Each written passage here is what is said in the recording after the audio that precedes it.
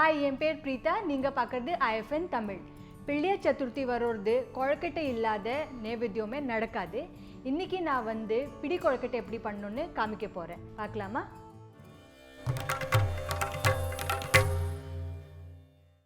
இந்த மாதிரி ஒரு panல 1/4 கப் கடலை பருப்பு வந்து நான் ஊற வச்சிருந்தேன் ஒரு மணி நேரத்துக்கு.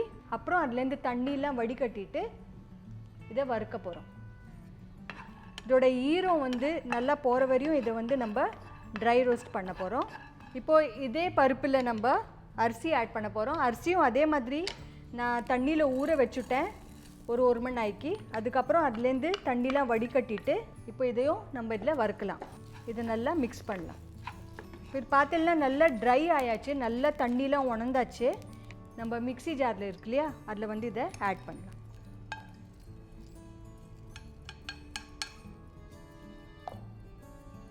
ஒரு 5-10 நிமிஷம் ஆயாச்சு. இத வந்து நம்ம பொடி பண்ணலாம்.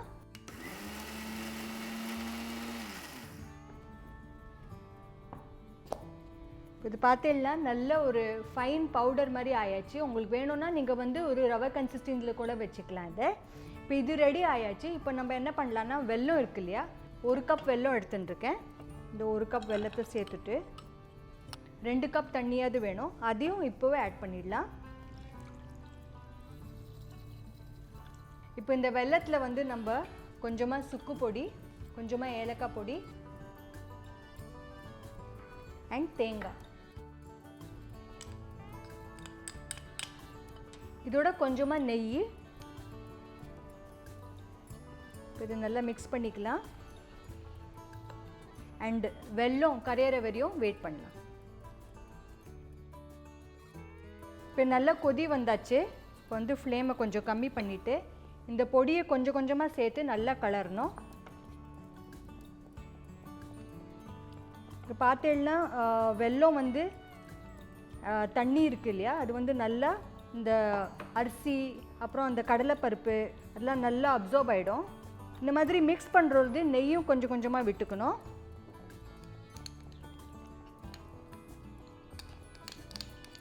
இது வந்து நல்லா இந்த மாதிரி மிக்ஸ் பண்ணலாம்.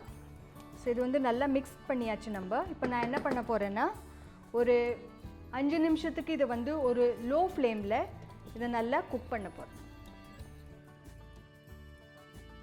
இப்போ பார்க்கலாம் ரெடி ஆயாச்சான்னு. நல்ல ட்ரை ஆயாச்சு மிக்ஸ்சர். இப்போ இந்த ஸ்டேஜில் நம்ம என்ன பண்ணலான்னா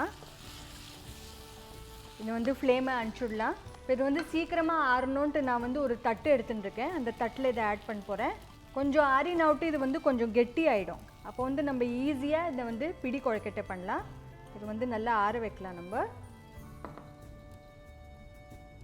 இது பண்ணின மிக்சர் வந்து ஆறியாச்சு. இப்போ நான் என்ன பண்ண போகிறேன்னா ஆல்ரெடி என்கிட்ட ஒரு இட்லி தட்டு இருக்குது. அதில் வந்து ஆல்ரெடி கொஞ்சமாக எண்ணெய் இல்லைன்னா நெய் நீங்கள் பூசி வைக்கலாம். நான் ஆல்ரெடி பூசி வச்சுருக்கேன். தண்ணியும் சூடாயின்ருக்கு. இப்போ வந்து கொஞ்சமாக நெய் மாதிரி கையில் பண்ணிட்டு கொஞ்சம் கொஞ்சமாக மாவு எடுத்துட்டு பிடி கொழுக்கட்டை பண்ணணும். இப்போ உங்களுக்கு வேணும்னா உருண்டையும் பண்ணலாம். ஆனால் பிடி கொழுக்கட்டைன்னு சொல்கிறதுனால இந்த மாதிரி பண்ணி வைக்கணும்.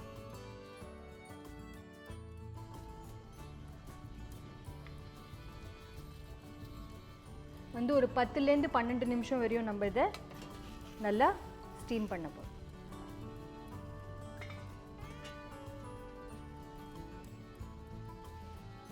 பத்துலேருந்து 12 நிமிஷம் ஆயாச்சு. இதை வந்து நம்ம ஸ்விட்ச் ஆஃப் பண்ணிடலாம். ரொம்ப அழகாக இருக்குது. இது வந்து ஸ்டீம் ஆனதுக்கு அப்புறம் பிடியோட எஃபெக்ட் ஒன்று அழகாக தெரியும். நீங்கள் நிச்சயமாக இந்த டைம் பிள்ளையார் சதுர்த்திக்கு இதை ட்ரை பண்ணணும். அண்ட் புது வீடியோஸ் வேணும்னா பெல் ஐக்கனை ப்ரெஸ் பண்ணுறதுக்கு மறக்கக்கூடாது. ரெசிபி பிடிச்சதா என்ன பண்ணணும்? Like, share and subscribe. எங்கள் IFN தமிழ்.